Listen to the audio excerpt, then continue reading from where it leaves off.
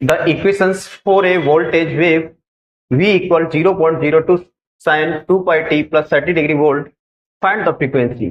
एक इक्वेशन दे रखा है और वो वोल्टेज इक्वेशन जो है वेव फॉर्म है और उसकी वैल्यू कितनी रखी है, कितनी रखी इसकी वैल्यू देखें 0.02 sin 2 pi t plus 30 degree volt.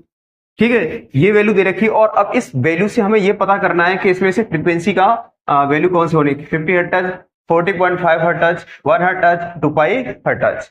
ठीक है, तो ध्यान रखना सवाल सिंपल है और बस थोड़ा सा क्या है आपको कुछ इंस्टेंटेनियस इक्वेशंस को याद रखना है। ठीक है, एक इंस्टेंटेनियस इक्वेशंस होती है आपकी V equal to Vm sin omega t। ये क्या होती है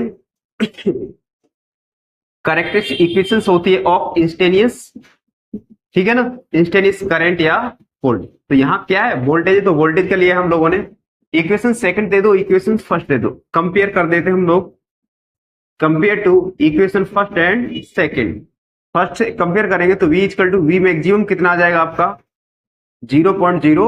तो जो वेव फॉर्म में, उस वेव फॉर्म में 0.02 वोल्ट जो है अधिकतम वोल्टेज होगा, पीक वैल्यू होगी। ठीक है, और उसके बाद में साइन से कंपेयर कर नहीं सकते, ओमेगा टी इक्वल कितना हो जाएगा आपका 2 पाई टी।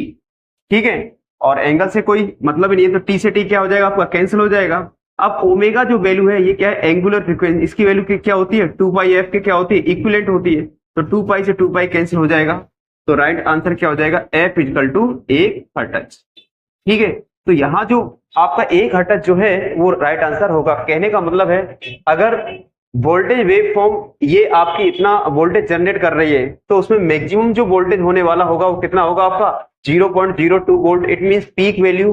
ठीक है ना, कितना होगा 0.02 वोल्ट, और उसके अंदर जो फ्रीक्वेंसी जनरेट होगी वो कितना होगी आपकी 1 हर्ट्ज। तो यहाँ इनमें से देख लीजिए कौन सा राइट आंसर है आपका 50 हर्ट्ज, तो राइट आंसर कौन सा होने वाला आपका सी।